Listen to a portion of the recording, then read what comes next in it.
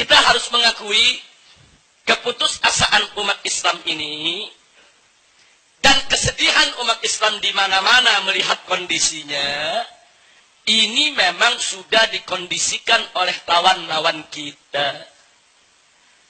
Baik lewat media cetak maupun media elektronik yang di dalam pemberitaannya selalu memojokkan umat Islam, saudara. Sampai akhirnya umat Islam percaya dengan kebohongan-kebohongan yang mereka buat. Jangan lupa, kebohongan itu kalau digaungkan terus, akhirnya lama-lama orang anggap benar, saudara. Kebohongan yang diulang-ulang itu bohong, itu berita bohong, tapi diulang-ulang terus, saudara. Lama-lama orang anggap benar. Itu yang sedang mereka lakukan terhadap umat Islam. Akhirnya umat Islam di mana-mana banyak putus asa. Umat Islam di mana-mana banyak sedih. Umat Islam di mana-mana banyak merasa lemah. Umat Islam di mana-mana banyak merasa tidak berdaya. Umat Islam di mana-mana saudara nggak yakin kalau dirinya bisa menang. Melihat kondisi yang ada di zaman sekarang ini semua merupakan propaganda dan rekayasa yang dilakukan oleh musuh-musuh Islam. Saya berikan contoh yang enteng saja, saudara. Mari kita lihat bagaimana media membentuk frame pemberitaannya menyudutkan umat Islam tanpa umat Islam merasakan, saudara. Saya kasih contoh. Begitu malam takbiran, banyak masyarakat takbir keliling di kampung masing-masing, saudara. Itu kan untuk menunjukkan kebahagiaan mereka di malam takbiran. Tapi kemudian muncul di televisi berita. Apa beritanya? Saudara, beritanya jalan macet akibat takbiran. Itu beritanya itu. Jadi beritanya bukan umat Islam bahagia malam takbiran, bukan.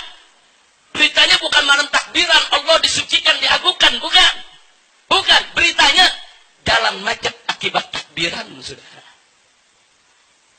Dia bukan ingin bicara jalan macetnya, dia ingin pojokkan takbiran. Takbiran itu cuma bikin macet jalanan, nggak ada manfaatnya.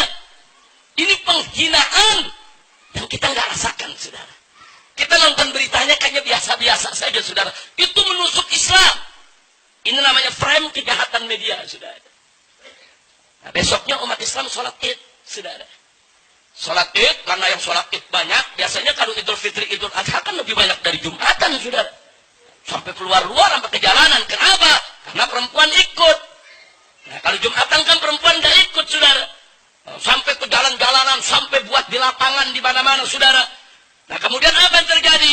Nah, kan banyak yang sholat pakai koran, saudara. Nah, begitu pakai koran kan banyak juga yang bawa aqua minum, buang di jalanan, saudara. Nah, kemudian keluar berita, bukan umat Islam bahagia, maaf-maafan di hari raya, bukan. Apa beritanya? Tumpukan sampah setelah sholat Id. Itu beritanya, saudara. Hampir di semua TV, perhatikan aja. Tumpukan sampah setelah sholat Id. Dia bukan mau bicara sampahnya. Dia cuma ingin tunjukkan sholat Id itu jorok, kotor. Cuma buang-buang sampah di mana-mana. Ditusuk kita, saudara, tanpa kita kesadari. Kita baca beritanya seperti kita tidak dipukul orang, saudara. Padahal kita sedang dipukul. Luar biasa media ini, saudara. Nggak sampai di situ. Kan mudik lebaran kan banyak yang pulang mudik, saudara. Pulang mudik. Terjadi kecelakaan di Brebes, terjadi kecelakaan di Cirebon, terjadi kecelakaan di jalan tol, saudara. Ada yang meninggal dunia, saudara. Keluar lagi berita. Mudik lebaran membawa maut. Itu beritanya, saudara. Tapi mudik lebaran, yang orang-orang kampung ini pada pulang mudik bahagia, senang, mau ketemu orang tua, mau ketemu keluarga, itu nggak dibahas, saudara. Bagaimana bunga kebahagiaan mereka pulang kampung setahun sekali?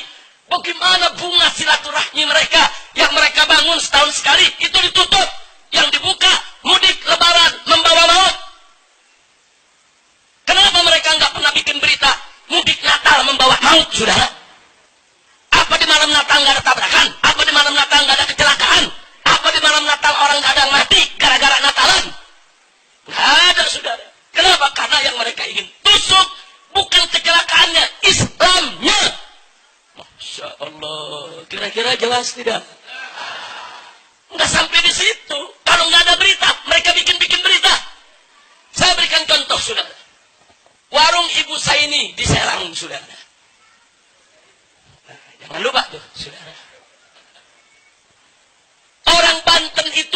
tradisi sejak sebelum Belanda datang, saudara.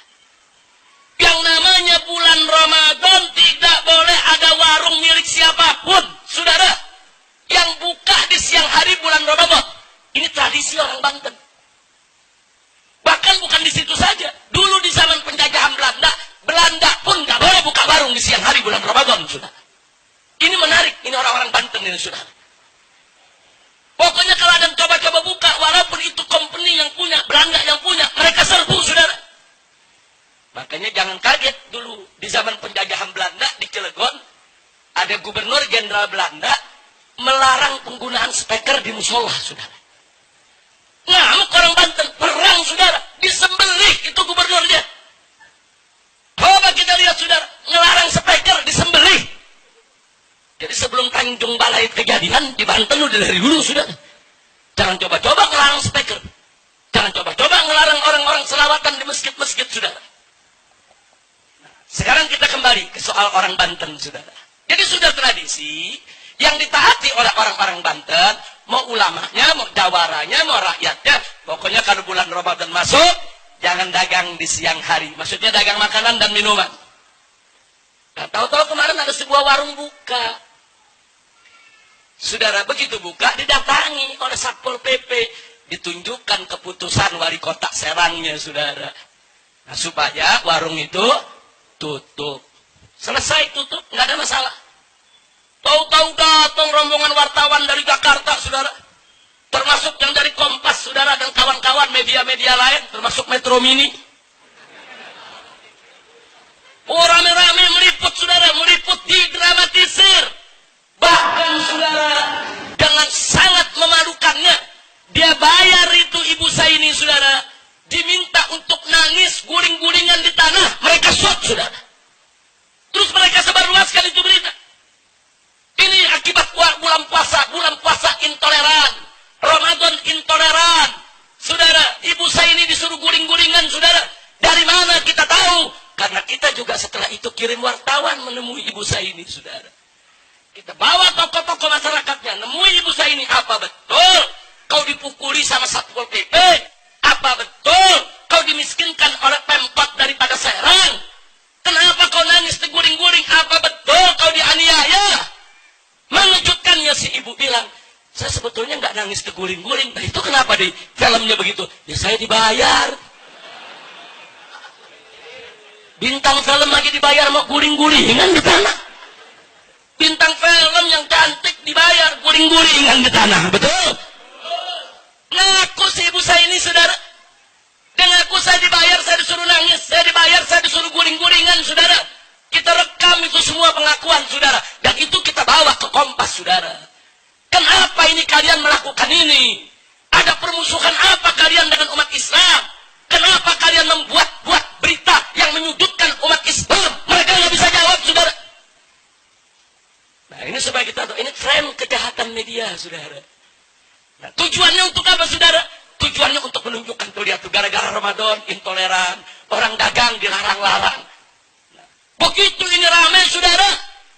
Bupati Purwakarta mau cari muka. Langsung bikin baliho, saudara. Apa ditulis balihonya, saudara? Ditulis di situ, saudara, hormatilah orang yang tidak puasa. Loh, saya tidak fitnah, saudara. Betul kok. MUI-nya turun, kiainya turun, saudara, ormasnya turun, rame-rame menurunkan itu baliho, saudara. Terus di televisi, di majalah ditunjukkan foto, ada warung buka, perempuan-perempuan berjilbab lagi makan di siang hari bulan Ramadan, saudara. Setelah kita datangi, ternyata mereka dibayar. Mereka dibayar, pokoknya asal buka dibayar, nggak laku nggak apa-apa, dibayar. Ini permainan politik, saudara, politik licik, politik jahat, politik jorok. Masya Allah, ini gara-gara di kilometer 57 mengkritikin terus Bupati Purwakarta, Ustadz Suradi nggak diundang lagi ke Purwakarta. Beliau ini sebetulnya ada acara. Kapan ada acara, Ustadz? Malam Ahad ini ada acara di Purwakarta. Tahu-tahu ditelepon sama panitia, Ustadz, maaf Ustadz ya, kita dikontak sama Pihak bupati, Ustadz nggak boleh ceramah di sini. Kenapa? Ya kata bupati, pokoknya produk-produk 57 nggak usah kemari lah. Masya Allah, kelihatannya kilometer 57 udah dianggap sarang teroris juga kali ini. Inna lillahi wa inna ilaihi raji'un. Ini frame kejahatan media, saudara. Baik, kalau kita mau lihat lagi frame kejahatan media, mari saya tunjukkan dua kejadian. Ketika ada masjid dibakar di Tolikara, saudara. Masjid dibakar di Tolikara, saudara. Begitu masjid dibakar di Tolikara, itu media semua sibuk mencari akar masalahnya. Kenapa dibakar? Mereka nggak bicarakan masjid dibakarnya, saudara. Enggak, yang mereka cari kenapa dibakar. Nah, begitu dicari punya cari ketemu. Ternyata umat Islam di sana dilarang sholat Id, tapi masih tetap menggelar sholat Id. Dengan izin bupati, izin kapolres, dan izin dandim setempat, saudara.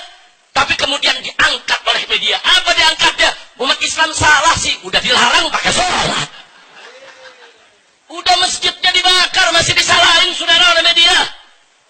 Media nyala-nyalain umat Islam. Enggak, mereka nggak cerita, saudara. Bagaimana itu mereka melakukan penjarahan di toko-toko umat Islam di Tolikara. Menghancurkan rumah-rumah warga. Membakar masjid. Tidak mereka beritakan. Yang mereka beritakan, ini gara-gara speaker. Nah, ini speakernya mengganggu orang Kristen di Tolikara. Jadi orang Kristen marah. Umat Islam disuruh jangan sholat Id, masih bandel sholat Id. Nah, makanya umat Islam jangan bandel. Semua umat Islam yang disalahin, sudah. Coba lihat. Nggak sampai di situ, pemerintah pun terpengaruh dengan media, saudara. Sampai yang ngebakar masjid diundang ke istana makan siang bersama dengan presiden. Apa ini negeri, saudara? Diundang. Udah gitu diundang berani ngancam depan presiden. Pak Presiden, kami minta 2 orang kami yang ditahan supaya dikeluarkan. Kalau nggak dikeluarkan, kami nggak tahu apa yang akan terjadi nanti. Ini presiden diancam, saudara. Sampai saat ini nggak diproses kok. Pembakar masjid, saudara, diundang ke istana, diajak makan bersama, permintaannya dipenuhi. Kenapa presiden melakukan itu? Sebab presiden termakan berita media. Media memposisikan umat Islam yang salah, bukan orang Kristen yang salah. Orang Kristennya ini baik-baik, umat Islamnya yang jahat-jahat. Masya Allah. Baik, sekarang kita pindah ke Tanjung Balai, saudara. Begitu di Tanjung Balai ada kejadian, saudara. Saat adzan sholat Isya dikumandangkan, ada seorang warga non-muslim, saudara, dari etnis Tionghoa, perempuan, tidak terima. Masuk ke masjid, protes kepada muadzin, masuk ke masjid. Protes kepada muadzin dan maki-maki imam, saudara. Saya tanya, kira-kira kalau di Kerawang kejadian begitu, diapain itu orang? Nggak jujur, saya mau tanya, kira-kira kita diam apa marah? Nah, jadi kalau orang Tanjung Balai marah, wajar tidak? Mereka marah, saudara. Nah, sebetulnya waktu mereka marah, bisa diredam. Kenapa? Nah, mereka dibawa ke polisi. Didamaikan di polisi. Kalau mereka mengaku salah, nggak ngotot di polisi, nggak terjadi. Tapi begitu di kantor polisi tetap ngotot, tetap merasa benar, umat Islam disalahkan, umat Islam akhirnya marah. Belasan vihara mereka bakar, saudara. Nah, sekarang baik, mari kita lihat berita apa yang diberitakan di TV. Yang diberitakan di TV, saudara, 9 atau 11 vihara dibakar oleh umat Islam. Toko dijarah, rumah dijarah, itu yang diberitakan, saudara. Tapi soal bagaimana si kafir melarang azan, menolak speaker, memprotes umat Islam, tidak diberitakan, saudara. Yang diberitakan ada penjarahan, umat Islam menjarah orang-orang Cina, umat Islam menjarah toko-toko, umat Islam merampok, umat Islam membunuh, umat Islam membakar vihara-vihara. Nggak ada yang ngejelasin kenapa itu terjadi, saudara. Umat Islam diposisikan lagi sebagai bajingan, sebagai penjahat, saudara. Pembakar masjid dari Irian diundang ke istana. Apa ada pembakar vihara dilakukan oleh umat Islam diundang ke istana? Oh, langsung presiden bersuara keras, saudara. Kapolri bersuara keras, Menko Polhukam bersuara keras, tindak, tangkap semuanya. saudara. Nah, jadi di sini saya ingin menyampaikan kepada Anda, lalu kenapa umat Islam di mana-mana diam? Karena sudah termakan media. Mereka pikir benar umat Islam yang salah, umat Islam yang jahat, umat Islam yang bandel. Nah, karena udah dibentuk oleh media begitu, akhirnya umat Islam terima mereka disalahkan. Ini yang tadi saya katakan, sudah dibentuk untuk kita nih merasa hina, rendah, merasa kita nih bodoh, merasa kita nih sudah ada di bawah mereka, saudara. Inna lillahi wa inna ilaihi raji'un. Jadi supaya Anda tahu, ini media frame-nya jahat terhadap Islam. Dan media ini, saudara, menentukan opini umum dan dia bisa mempengaruhi kebijakan. Karena di Irian, di Papua waktu itu, media semua nyala-nyalain umat Islam. Akhirnya, saudara, JK selaku wakil presiden ikut memberikan pernyataan menyalahkan umat Islam. Nah, karena dianggap yang bukan Islamnya tidak salah, akhirnya presiden mengundang mereka, saudara, untuk datang ke istana. Kenapa presiden dan wakil presiden melakukan itu?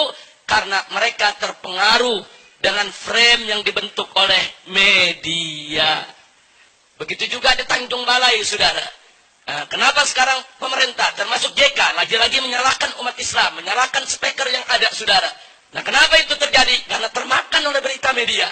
Karena media memberitakan umat Islam jahat, umat Islam menjarah, umat Islam ingin membunuh, umat Islam membakar vihara.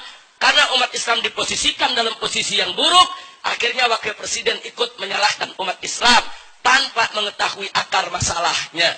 Inna lillahi wa inna ilaihi raji'un. Baik, sekarang contoh lain. Ini dahsyatnya media, perhatikan baik-baik, saudara. Ada olimpiade. Dipertandingkan salah satu cabang olahraga adalah bulu tangkis. Yang selama ini Indonesia sering menjadi juara, tapi setelah satu dekade ini Indonesia hampir tidak pernah jadi juara lagi, saudara. Nah, kemudian berperanlah media, saudara.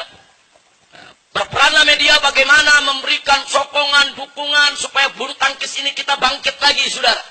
Mendorong kanan, dorong kiri, dorong kepala negara, dorong menterinya untuk punya perhatian kepada perbulu tangkisan. Nah, begitu kemarin kita menang di ganda campuran, Tantowi dan Liliana, saudara, menang di Olimpiade, mendapatkan medali emas. Saudara, luar biasa gegap gempitanya disiarkan oleh televisi. Semua televisi, pertandingannya disiarkan langsung, saudara. Itu berhari-hari, saudara, tidak berhenti pemberitaannya. Buat pahlawan. Oh, inilah pahlawan mengharumkan bangsa, mengharumkan negara, mengharumkan negeri. Luar biasa, berjuta pujian di televisi. Tiap hari, tiap menit di semua televisi, saudara. Nah, akhirnya apa? Sponsor berlomba. Karena ini berita besar, supaya mereka juga masuk televisi, saudara. Mereka berlomba untuk ikut diumumkan di televisi. Apa yang terjadi? Pemerintah memberikan hadiah kepada setiap pemain tersebut 5 miliar. Saudara, nggak sampai di situ, ada perusahaan penerbangan masuk TV juga, saudara. Saya berikan kepada dua orang tadi untuk saudara punya hak, saudara, naik pesawat terbang mereka kemana saja seumur hidup gratis, saudara. Luar biasa. Nggak sampai di situ, saudara. Nggak mau kalah lagi, saudara. Negara memberikan pensiun seumur hidup sampai mati setiap bulan buat si pemain bulu tangkis tadi. 20 juta rupiah. Pegawai negeri aja nggak ada pensiunnya 20 juta rupiah per bulan, saudara. Loh, pegawai negeri itu kan pahlawan juga semua. Yang membangun negara, saudara. Hanya karena sebuah bulu tangkis saja, medali emas dapat kecil. Freeport kita puluhan ton diambil emasnya. Emas kecil kita girang dapat, emas yang gede satu gunung diambil kita diam. Inna lillahi wa inna ilaihi raji'un. Ini ada penyakit apa di negeri kita, saudara? Itu Freeport di Papua, itu gunung emas, saudara. Ribuan ton emas dibawa ke Amerika Serikat, saudara. Kita nggak bisa berbuat apa-apa. Kita dapat medali emas cuma kecil. Medali emasnya cuma segini, saudara. Itu girang pahlawan dunia. Inna lillahi wa inna ilaihi raji'un. Tolong perhatikan baik-baik. Ini yang terjadi di negeri kita. Begitu Tantowi dan Liliana pulang saudara ke Jakarta, disambut di bandara bagaikan pahlawan. Dibikin arak-arakan keliling Jakarta, saudara. Inilah pahlawan Indonesia, mengharumkan nama bangsa dan negara. Luar biasa. Saya hanya ingin Anda catat itu kejadian. Sekarang yang kedua, kejadiannya lagi. Seorang pembalap bernama Rio Haryanto, saudara. Luar biasa. Anda tahu, perusahaan-perusahaan di Indonesia patungan, saudara, menyumbang dana 15 juta euro, saudara. 1 euro hampir sama dengan 1 dolar, kurang lebih 15 ribuan, saudara. Jadi kalau 15 juta euro, itu kalau 1 euronya 10 ribu saja, sudah 150 miliar. 15 juta euro, itu hampir setara dengan 250 miliar, saudara. Diberikan dana 250 miliar, padahal belum menang. Belum, saudara, baru mau ikut. 250 miliar disediakan dana, saudara. Tiap hari disiarkan di televisi. Rio pembalap Indonesia. Rio manusia tercepat Indonesia. Rio pahlawan Indonesia. Luar biasa. Dan beberapa kali kemarin pertandingan internasional, jangankan menang, 10 besar aja enggak, saudara. Tapi ratusan miliar sudah diberikan. Dan saya bisa bayangkan, andai kata besok Rio menang, saudara, dia bisa mendapatkan lebih dahsyat daripada didapatkan oleh pebulu tangkis tadi, saudara. Ini fakta, bukan fitnah, saudara. Kira-kira jelas?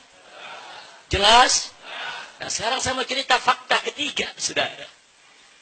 Ada seorang anak Indonesia asli, pribumi. Umurnya 7 tahun. Ngomongnya masih cadel, saudara. Tapi sudah hafal Quran 30 juz. Dan kalau dia baca Quran 30 juz, saudara, cadelnya nggak ada, saudara. Tapi kalau ngomong nih cadel, saudara. Luar biasa. Negara nggak tahu menau, saudara. Bagaimana cara dia menghafalnya, bagaimana dididiknya. Musa diikut sertakan dalam musabaqah tilawatil Quran internasional di Mesir, saudara. Lawannya anak-anak 10 tahun ke atas. Cuman Musa yang usianya 7 tahun, saudara. Dan Musa berhasil menjadi juara 3 hafal Al-Quran 30 juz sedunia. Itu juara 3 karena lawannya 10 tahun ke atas. Tapi kalau bicara usia 7 tahun, saat ini Musa adalah, saudara, juara pertama dunia di umur 7 tahun yang hafal Al-Quran 30 juz. Dan waktu dia ikut musabaqah, dia pakai baju batik khas Indonesia, saudara. Dia ingin tunjukkan ke dunia, saya ini anak Indonesia. Siapa bilang anak Indonesia tidak bisa hafal Quran? Saya ini anak Indonesia. Siapa bilang anak Indonesia tidak mampu menguasai Al-Quran 30 juz? Saudara, 7 tahun. Anda tahu setelah musabaqah tersebut, saudara, seluruh ratusan peserta musabaqah rame-rame nyiumi Musa, saudara. Mereka kagum sampai Presiden Mesir memberikan hadiah penghargaan. Lalu dari Indonesia? Mana? Dari pemerintah kita mana? Ada stasiun-stasiun TV yang menyiarkan, cuman TV One, cuman sekali. Cuman cuplikan dikit, maaf, kayak orang ngupil sebentar. Udah, beritanya segitu doang, saudara. Setelah itu nggak lagi diekspos, saudara. Yang ramekan di medsos, saudara. Di medsos kita angkat rame-rame, saudara. Tapi di media-media mainstream, saudara, yang memang sejak awal sudah memberikan frame jelek untuk umat Islam, saudara. Enggak, mereka enggak menyiarkan gagap gempita. Makanya presiden enggak tertarik. Wakil presiden enggak tertarik. Karena enggak ada beritanya di TV, saudara. Kenapa pebulu tangkis baru main bulu tangkis begitu aja dapat 5 miliar, saudara? Bahkan dapat pensiun 20 juta per bulan seumur hidup. Maskapai penerbangan memberikan tiket seumur hidup. Lalu mana untuk Musa? Ada memberikan 5 miliar, ada memberikan tiket untuk seumur hidup, ada memberikan Musa ini, saudara, untuk sekolahnya dijamin beasiswa sampai lulus kuliah nanti. Tidak ada. Insya Allah. Ada apa dengan republik ini, saudara? Ada apa? Pebulu tangkis gagap gempita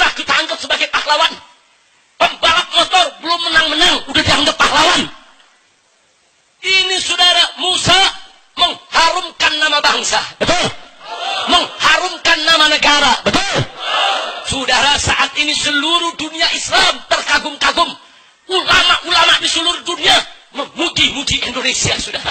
Yang dipuji negara kita, yang dipuji bangsa kita. Ada satu anak dari pulau kecil di Bangkasano, dari kampung, saudara, bisa hafal Quran 30 juz dengan lancar dalam usia 7 tahun. Subhanallah. Ini yang mengharumkan nama bangsa. Ini yang mengharumkan nama negara. Ini yang mengharumkan kita semua. Bukan bulu tangkis, bukan balapan, saudara.